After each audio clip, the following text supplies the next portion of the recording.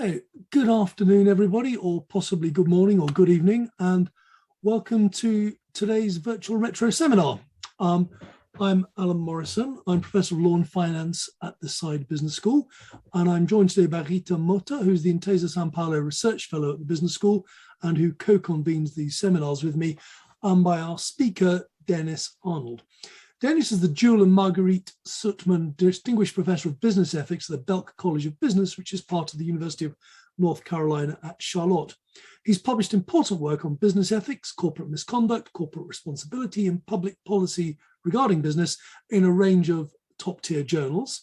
He's a past editor-in-chief of Business Ethics Quarterly, which is the leading academic business ethics journal, and he's a past president of the Society for Business Ethics. So Rita and I are extremely excited that Dennis agreed to give the last retro seminar of 2021.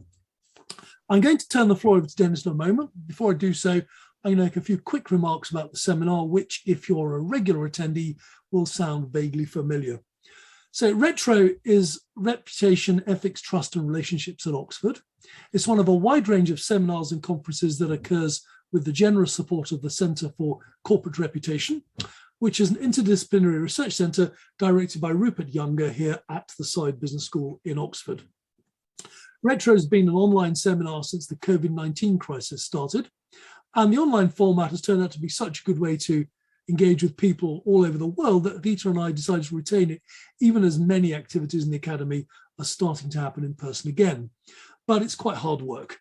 So I'd like to thank all of the people who contributed to the effort to get us here today. In particular, I'd like to thank Rupert Younger, director of the CCR, Chris Page, Mark Hughes Morgan, and Darius Jalia. I'm also particularly grateful to Rita, whose energy, ideas, and expertise are absolutely essential to the success of these seminars. So on to today's event. Social relationships and their dynamics are foundational matters for CCR researchers, and Dennis is going to address fundamental questions about those relationships in the corporate context.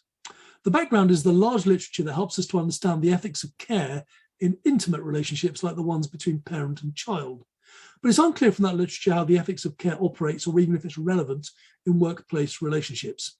Dennis is going to present new work on this question that will help us better to understand whether care is a normatively important value in the workplace, and I anticipate a really fascinating discussion.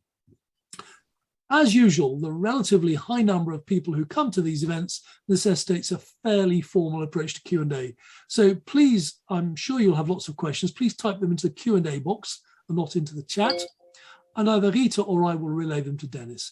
He's going to speak for between 20 and 30 minutes, and after that, I hope we can have a reasonably wide-ranging discussion. As usual, we're going to finish promptly at 5 o'clock GMT. So Dennis, thank you again for joining us, and the floor is yours. Over to you. Thank you so much. I'm delighted to be here. Let me just share my slides. Here we go. So the work that I'm presenting today, as Alan mentioned, is new work, and it's prompted by a recognition that care as a construct or concept has a fairly wide usage in the management literature. However, it is unclear exactly what unifies this literature, and this project is an effort to review and see about identifying what characteristics the literature has and how it relates to the philosophical literature and common sense notions of care.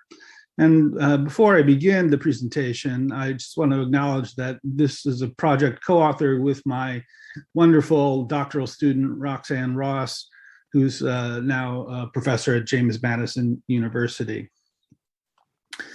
So just to give us some examples from the real world of the utilization of the construct of care in business practice, here are some examples from different businesses where care is a prominent part of the value statement. Colgate, the company, cares about people. ServiceMaster, we care about people.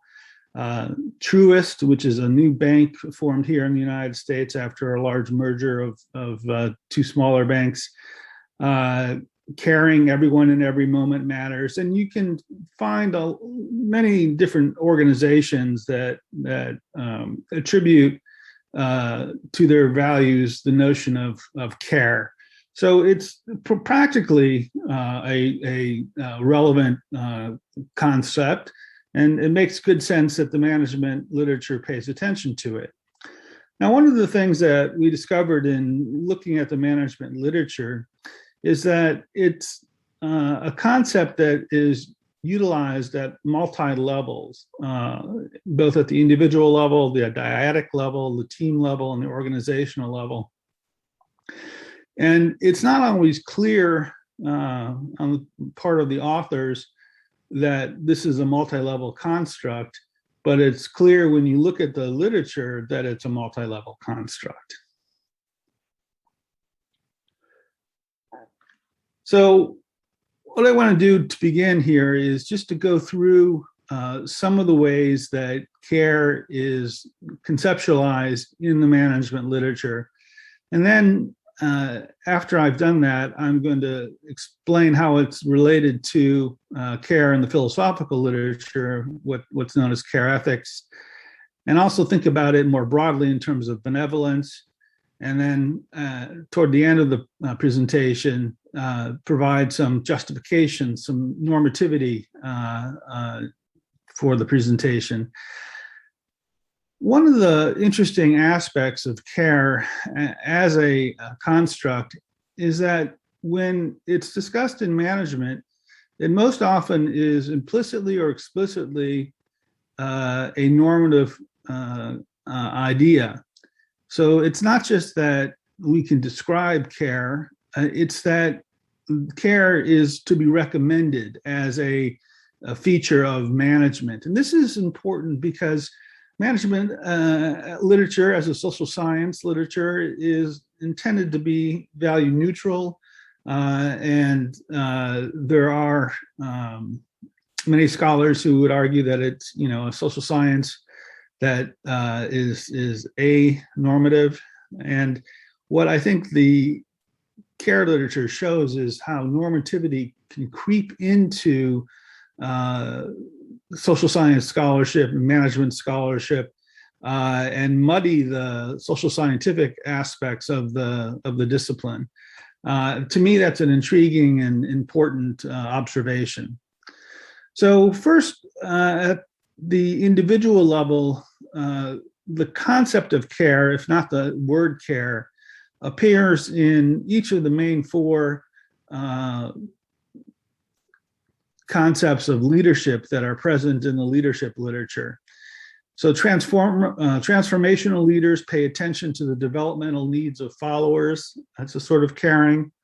Authentic leaders cultivate relationships with followers built on trust, provide guidance for how to achieve worthwhile objectives, and place an emphasis on follower development. Again, this is a form of care. Ethical leaders show concern for followers, and servant leaders are said to be concerned with facilitating followers' growth and professional development.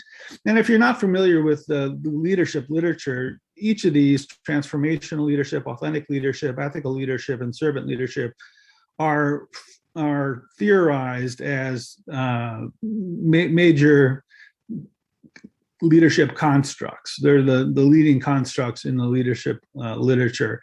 And so to find something like care present in each of these is quite interesting. And again, we see the normativity coming through in the leadership literature. Perceived organizational support. So here, the individual employee has stronger perceived organizational support when they are cared for, with the provision of developmental opportunities, job security, job enrichment, autonomy, and participation in decision making. So this is essentially the claim that's well supported by empirical evidence that when employees are cared for, they have a better response to their organization and increased employee commitment. Again, at the individual level.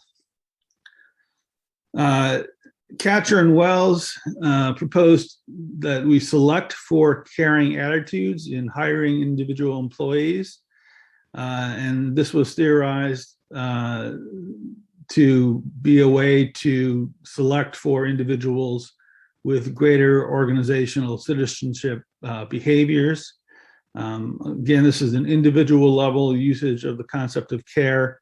To the best of my knowledge, this wasn't tested, so we don't know if the theoretical claims that they were making that hiring people who have caring dispositions would result in greater organizational citizenship, nor is it clear how one would select for individuals who were more caring than other individuals. But a important contribution to the care literature. So the dyadic level is just the notion of two people interacting with each other. And in a fascinating and detailed and well-written article, Antoni, Reinecke, and Fataki acknowledge that care can create a dilemma at work. This is a recent BEQ paper, nice piece of qualitative research recommended to you. And they raise the negative side of care, which is quite important. And the negative side of care is that caring for coworkers can distract from one's ability to care for work or to meet work obligations. And as such, their work highlights the negative aspects of care. Being at the dyadic level, just as a prelude to what's to come, is important because that's the way that the ethics of care has primarily been conceived by feminist theorists.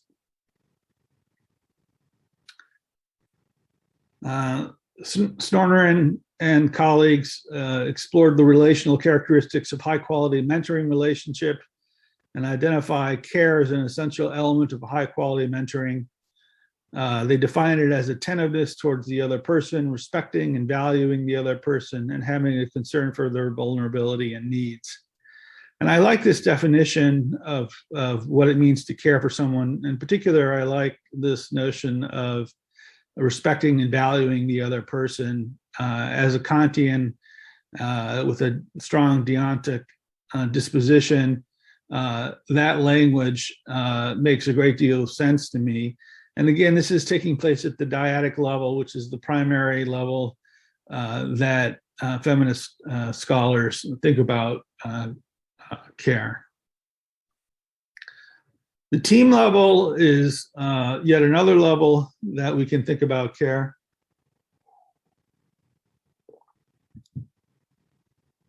Lawrence and Maitlis have a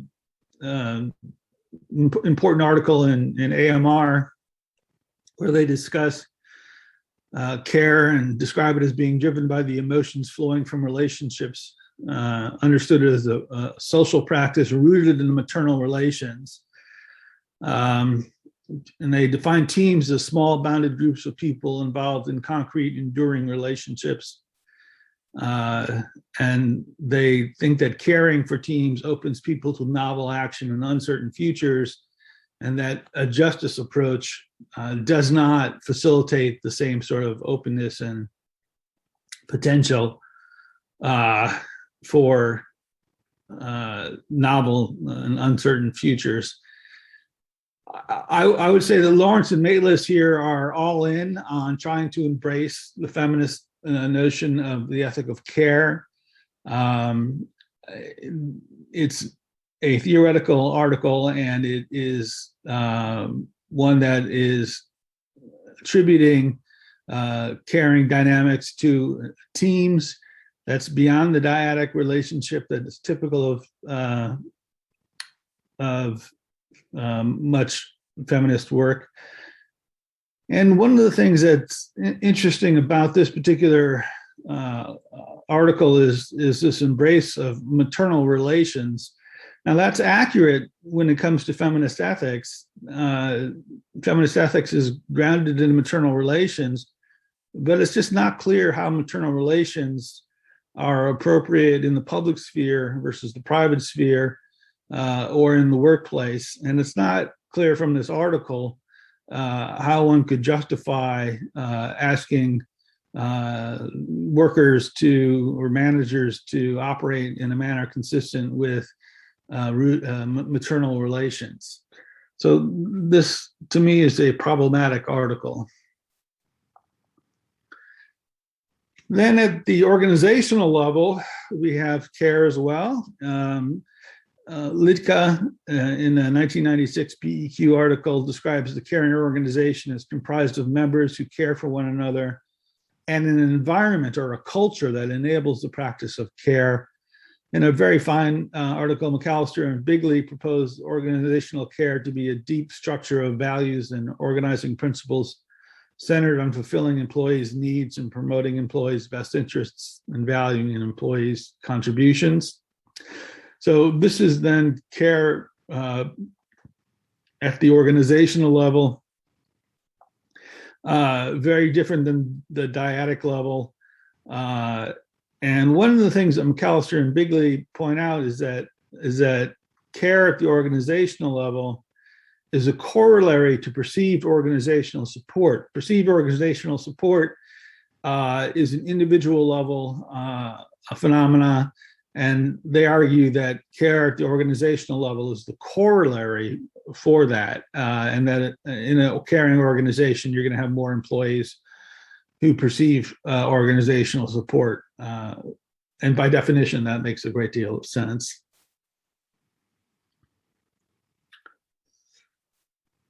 Okay, and then there's the ethical climate literature made popular by Victor and Cullen. Caring ethical climate is one of a total of 5 ethical climate types that they identify. Decision-making in organizations is characterized by caring climate centers around an overarching concern for the well-being of others. And they find that individual perceptions of a caring climate have a moderate to large correlation with employee commitment, job satisfaction, and well-being. So thinking about ethical climate, essentially the caring ethical climate is similar to McAllister and Bigley's discussion of care. And in both cases, they're describing a culture in an organization where caring is prominent. And what the data show is that individual perceptions of a caring climate do have significant correlations with employee commitment, job satisfaction, and well-being. And so obviously that's an important observation and an important finding, and would help support the normativity of a caring organization. It would provide justification for a caring organization.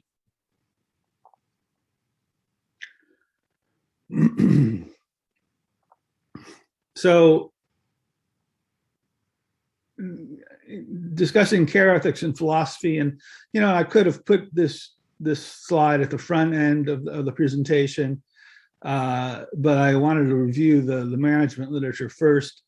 The management literature is largely derived from the care ethics literature that originated with Carol Gilligan's work in psychology, and then Nell Noddings and Tronto and others in feminist philosophy. Caring relations is one concept, and this is Virginia Held's language, of care in philosophy. So caring relations are morally appropriate relationships between individuals involving intimacy, sensitivity, trust, reciprocity, and interdependence. They're typical of feminine work, and feminine work is in scare quotes, we're talking about work historically associated with women. We're not talking about any sort of pejorative characterization of work or any normative recommendation for a sex-based division of work. We're just acknowledging that historically certain work, such as teaching and healthcare, caring for the children and the elderly, have been associated with women more than men. So, but it's typical, in particular, the paradigmatic cases are caring for children and the elderly. And it's conceptually and practically tied to the personal sphere. Noddings is very clear about this, that it is a dyadic dependent relationships. And that's really the paradigmatic theoretical account of care, ethics, and philosophy. It's regarded as a foundational value because it's basic to the family and to interpersonal dynamics. And because of this, one sort of wonders, how is this particular conception of care appropriate for the public sphere? And that is one of the issues that we've been wrestling with. Is this is a dyadic relationship based on intimate relationships. How is this appropriate for the workplace? And in the end, my conclusion is that it's not appropriate for the workplace. It's not something that we should be recommending to managers, but that there's an alternative conception of care that we can recommend to managers that has a better grounding and a better justification.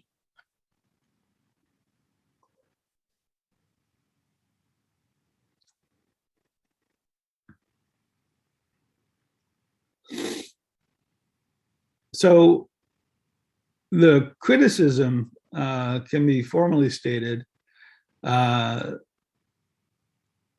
in part that the management literature often does not focus on the dyadic relationship, but extends the ethics of care to other levels in the organization without explanation or justification. And it ignores the intimate nature of care ethics. And again, so it's not clear that feminist care ethics is appropriate in a business context.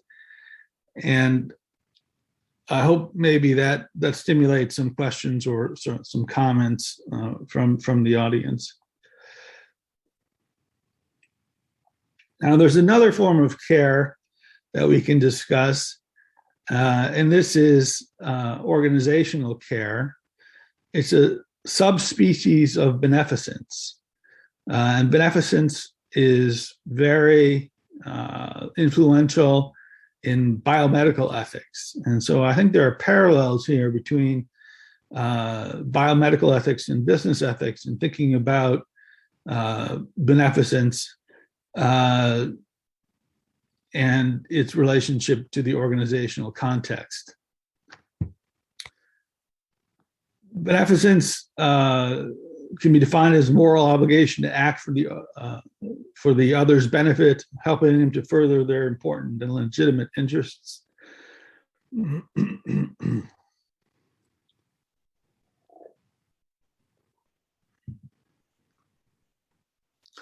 Organizational care differs from general beneficence by its connection to those for whom one has responsibility in an organization.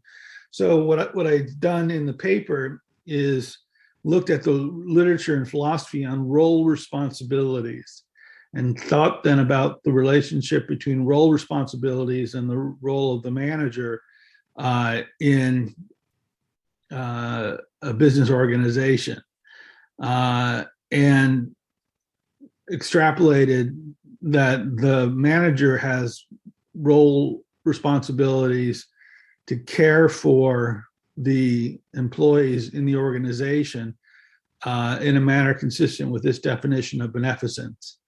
But unlike caring relations, it operates in the public sphere, not the private sphere. So there's a fundamental distinction between caring relations and organizational care. And organizational care is not tied to intimate relationships. It's not tied to maternal dynamics. It's not tied to caregiving. It's tied to the obligation to act for the other's interests, to help them further their important and legitimate interests. And clearly, this is an operative notion of care that is intelligible, that we can attribute to various organizations, that is consistent with the definitions of care being provided by organizations that we saw at the beginning of the presentation in terms of the individual businesses.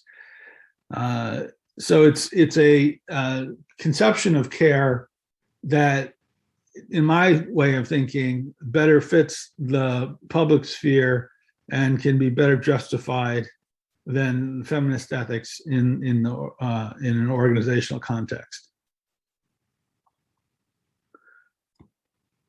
So I think there are, excuse me, two ways that we can justify organizational care. I'm going to go through one of those here. First, there's the acknowledgement that care is an intuition, and that care is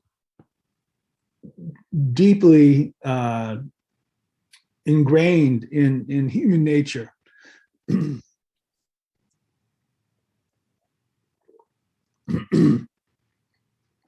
So this is a Humean, a David Hume a claim, and it's one that is supported by a range of contemporary scholars who have thought about intuition in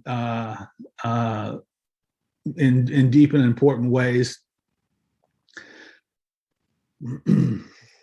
So then we acknowledge now, but care as an intuition, let's just be clear, is not going to justify by itself the recommendation that managers care for their workers. It's just one step of a deontological analysis.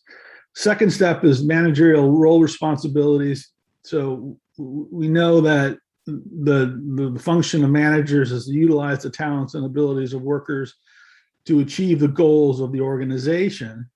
But we can't regard workers as mere inputs into the organization. We have to take seriously the fact that they are persons in the Kantian sense.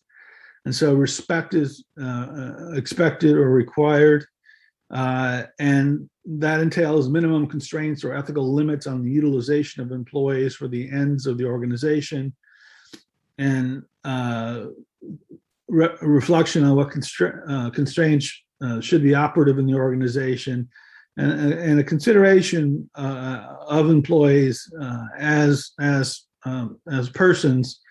And I've addressed this issue of respect for persons in a global supply chain context ad nauseum, actually. But this is a concept that has certainly applicability in the developed world. And Norman Bowie has addressed this notion of respect in his book on Kantian business ethics.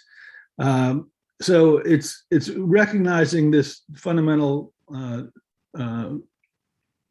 personhood and fundamental dignity of individual workers, and that then reinforces the intuition of care, so that one has a recognition of the principle of organizational care, and one can recognize and reinforce the perception of care as an intuition in oneself and others.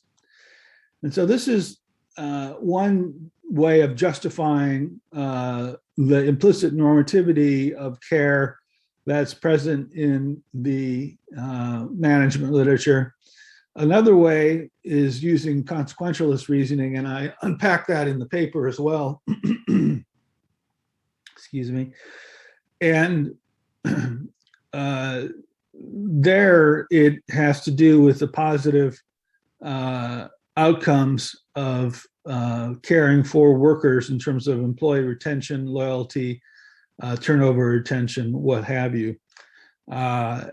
And that's important. And I think it's an overlapping justification so that you can have both the deontological and the consequentialist justification. But I think the deontological justification is particularly important because it focuses on the importance of caring for individuals out of respect and dignity for the workers. I'll just mention as a minor illustration, in my MBA courses, I frequently have young people who are working for Amazon in a supervisory role. And I have never heard one of them say anything positive about the work culture at Amazon or the values that they're intended to uphold.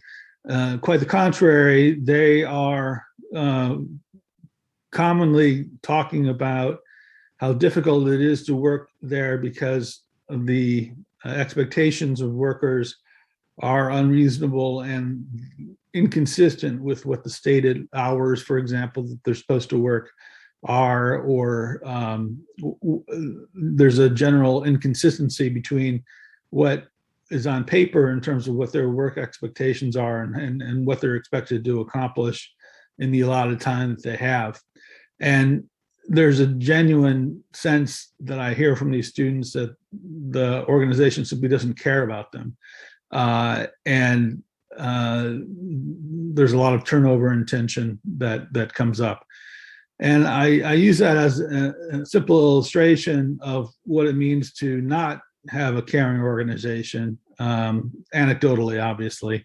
And the main conclusion here is that a caring organization is one that is consistent with the managerial role responsibilities of managers and can be justified on both deontological and consequentialist grounds. So I'll stop there and let's go ahead and proceed to the Q&A, and I'd be happy to take any questions or comments from the audience. Thank you, Dennis. That was extremely thought-provoking. There are a couple of questions in the Q&A box already. Please put your questions there. I'm going to abuse my role as chair for today to ask one of the many questions that occurred to me as you were talking.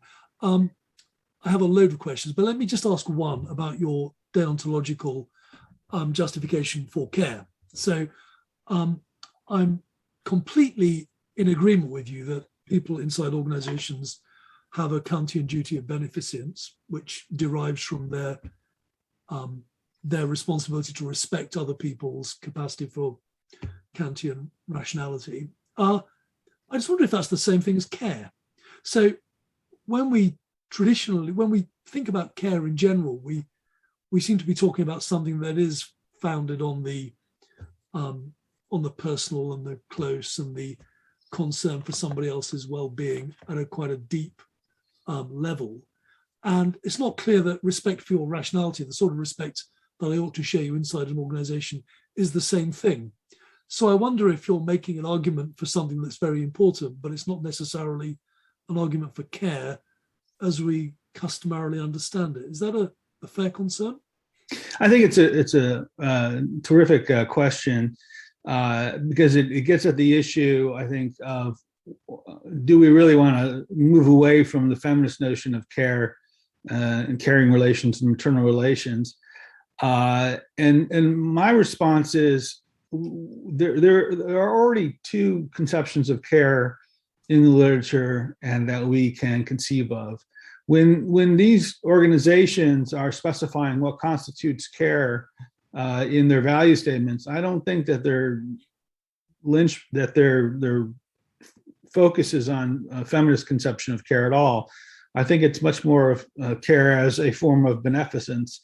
And I think that if we just think about ordinary usage, can you have a caring CEO? Well, yes, if you have a CEO who is capable of fulfilling his or her role responsibilities in a way that takes into account the interests of employees and institutes policies and structures to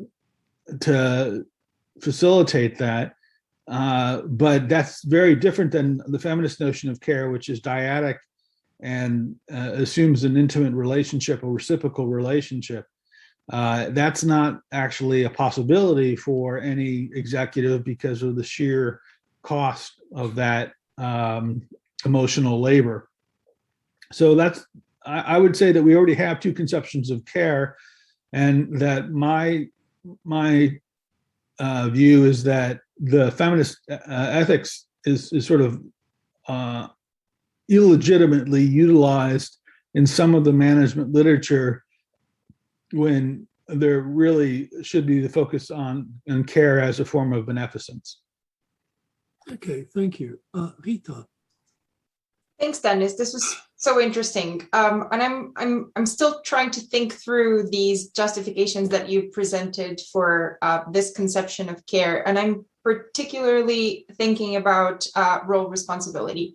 And I'm just wondering, given that so much of role responsibility and the rules around what one should or should not do when occupying a certain role in an organization or elsewhere in society for that matter, so much of it is socially constructed, and it can be constructed in a way that does not necessarily involve the sort of respect that you have in mind, or that might be completely contradictory with that respect. If that is the case, does this mean that then the justification for organizational care becomes a little bit shakier? I think that we, as management scholars and business ethics scholars, can and should do more to look at managerial role responsibility and to better justify its appropriateness in organizational contexts. There's a small literature on the professional responsibilities of managers. And there's a question that was more commonly asked in the 80s as to whether or not managers are professionals, because professionals do have distinctive role responsibilities. And I don't think that there was a consensus reached in that regard, but that we sort of operate with the idea that managers aren't the same as lawyers, aren't the same as doctors, and don't have independent role responsibilities tied to their profession. But it doesn't mean that they don't have managerial role responsibilities. So I agree with your intuition that there's more work that needs to be done to justify the specific role responsibilities of the managers. And I try to do some of that in the paper. Thank you. Alan? Okay, we've got a load of really good questions here. I'm going to ask a question that Laura Spence is also worried about. So she has quite a long question, which I'm going to abbreviate, but her argument is that there's an intellectual trap here in separating organizational life from personal life, or public sphere from private sphere, and that there's relatedly, Rita and I have been thinking in our own research about the way in which the public self and the private self, if they're going to be ethically coherent, have to be closely related. There has to be some sort of sense in which my public self and my private self are consistent, at least.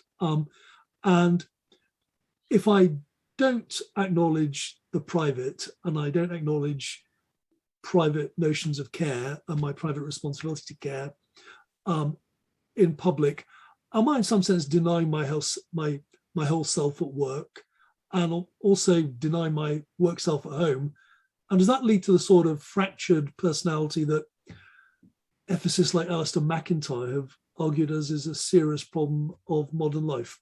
So I'm not sure if that's exactly what Laura meant, but I think it's close. It's definitely what I meant. Yeah, I think that the private public distinction obviously is a prominent feature of a great deal of literature, and so we're just observing that this distinction does exist. That it's an important part of the feminist literature, where the feminists argue that the labor in the private sphere has been undervalued, and I'm sympathetic to the idea that having this distinction between the private and the public sphere is appropriate, because so much of one's personal emotional life has little or no relevance to one's professional obligations, and which isn't to say that we ought to have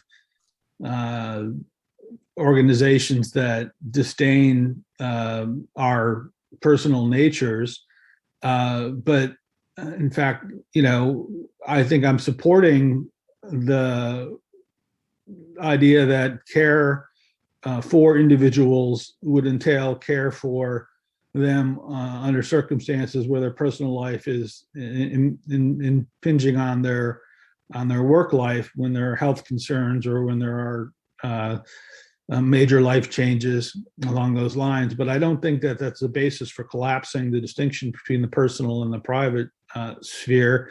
And I think that attributing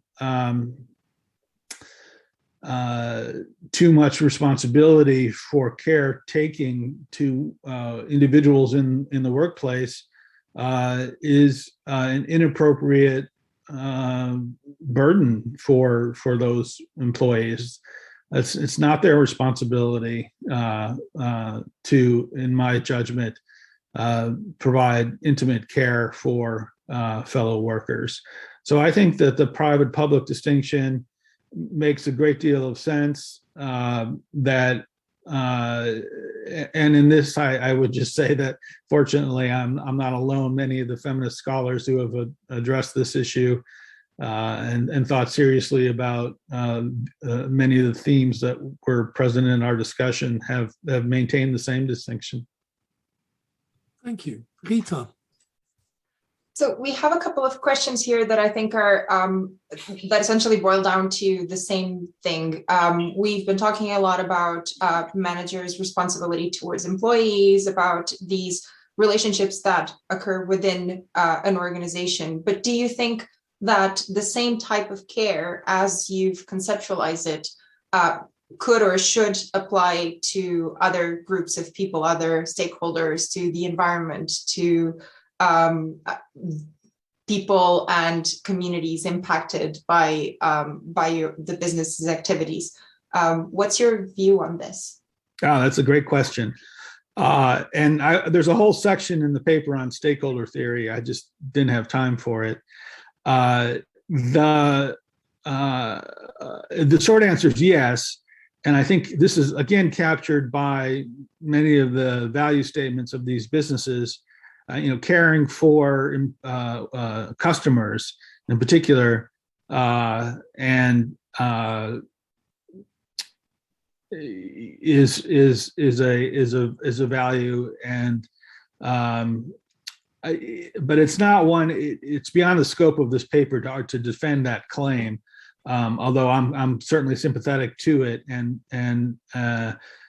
think of it as a responsibility on the part of the organization. For example, Truist Bank, formerly BB&T Bank, has this operational philosophy that if it's not good for the customer and for the bank, then we don't do it. That sounds simple, but it's actually in practice a very principled operating philosophy, and it's one that they've maintained for decades. And the justification, though, of the care for the customers is beyond really the scope of what I've tried to accomplish in this work, but I am certainly supportive of that.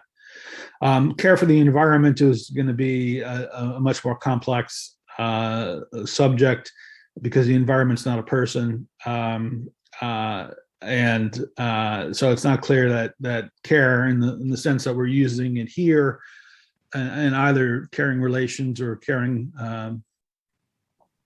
obligations for the managers is relevant, but that doesn't mean that there aren't important considerations regarding sustainability that have normative elements to them. Thank you.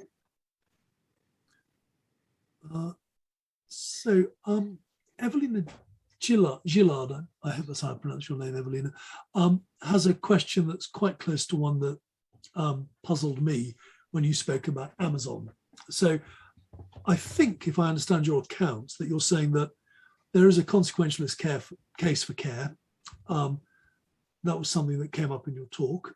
So care can be justified because of its consequences, and the consequences, for example, are a more successful or a more sustainable organization. If that's a justification for care, does that mean that the importance of care varies across different organizations? So if Amazon is succeeding in all of its organizational goals in a very uncaring way, and its employees are hanging around and even doing MBAs with the support of their employer, does that mean that the consequentialist case for care acknowledges that Amazon needn't care, and organizations for which care would actually be very effective ought to care? In other words, this is it feels like a sort of hypothetical imperative, and if the hypothesis doesn't hold, maybe we don't have to care. Is that what I should conclude from your consequentialist argument?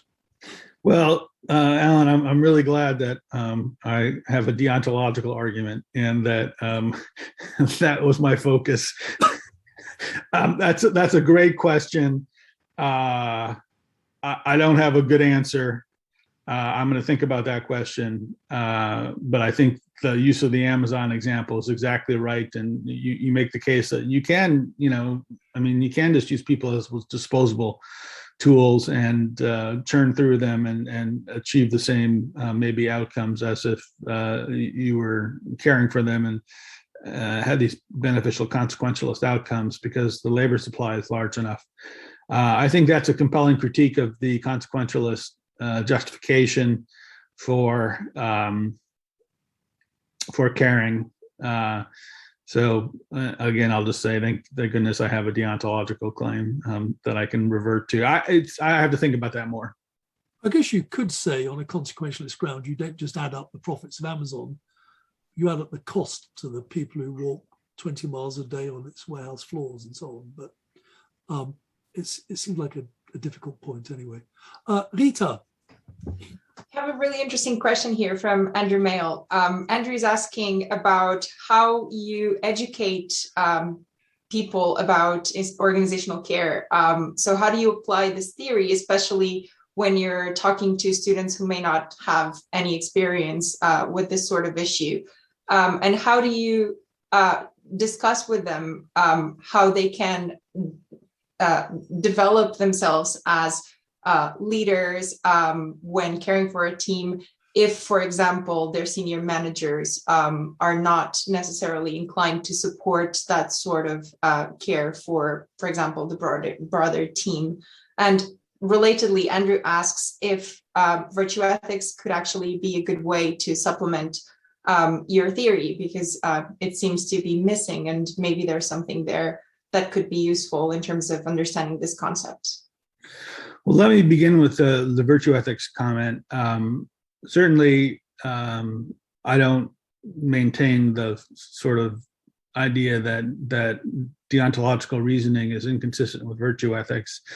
Quite the contrary, Kant was very concerned with virtue ethics, and so the virtuous manager would be one who had a caring disposition. I have no trouble whatsoever using that language and characterizing the individual in that way. As to how we effectively communicate this to different populations in the classroom, I think case studies and polls and discussions of the findings of social science researchers are the most appropriate ways of communicating or helping individuals understand the role of care.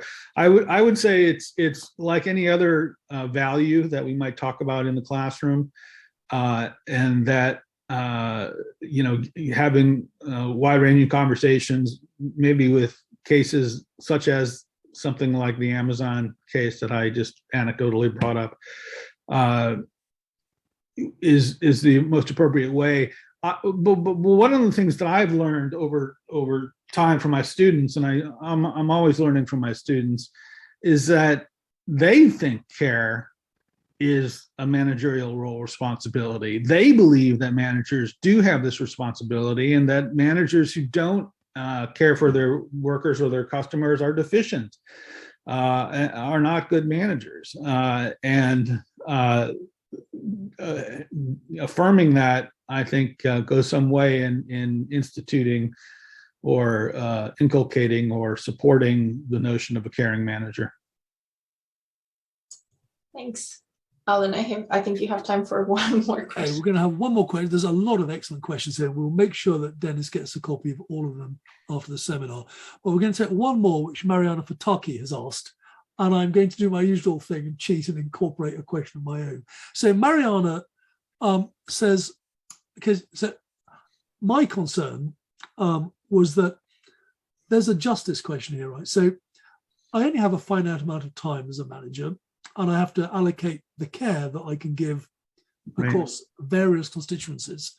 And I guess one way to think of, I thought of that, maybe that's a justice question. Maybe theories of justice might help us to think about this. Mariana says something very similar. She says, maybe we should think about care as a political concept, which is something that Joan Tronto has theorized about. She's a political scientist, talking about the distribution of care, who delivers it and who benefits from care and organizations the most.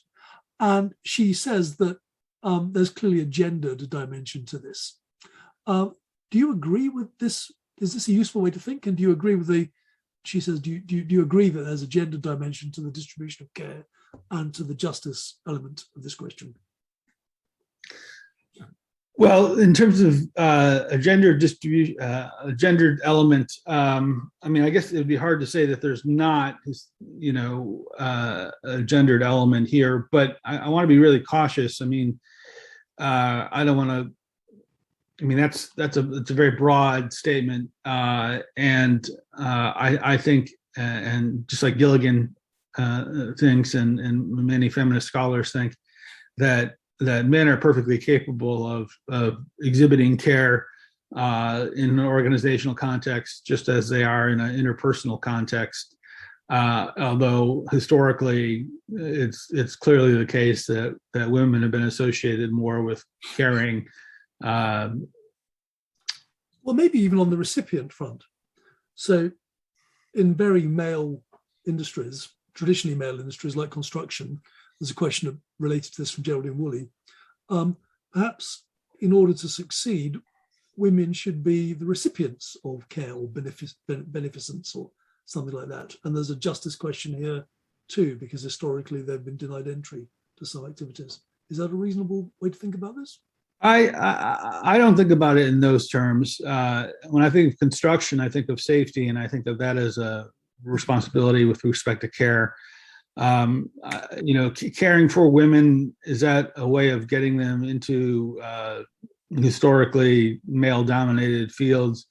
I don't think of care in that way. I think that is more of a justice question, and in terms of affirmative policies, non-discrimination policies, things along those lines.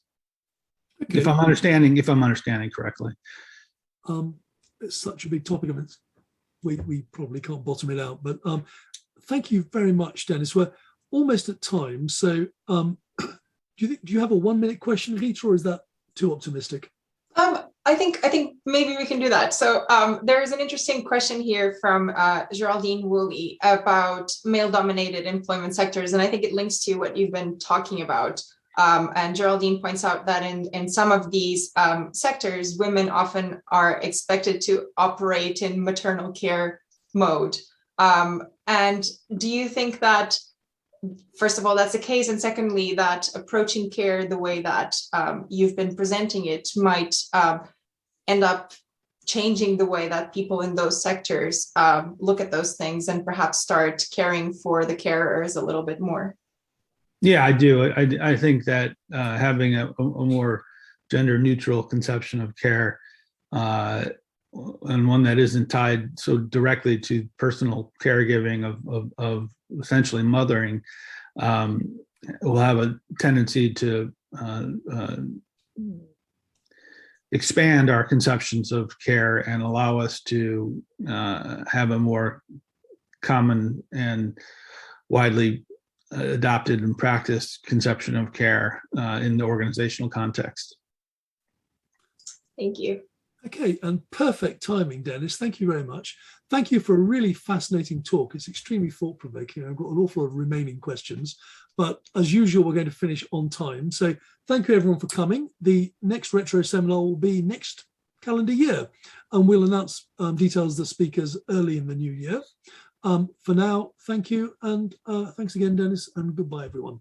Thank you. Thank you very much. Thank you.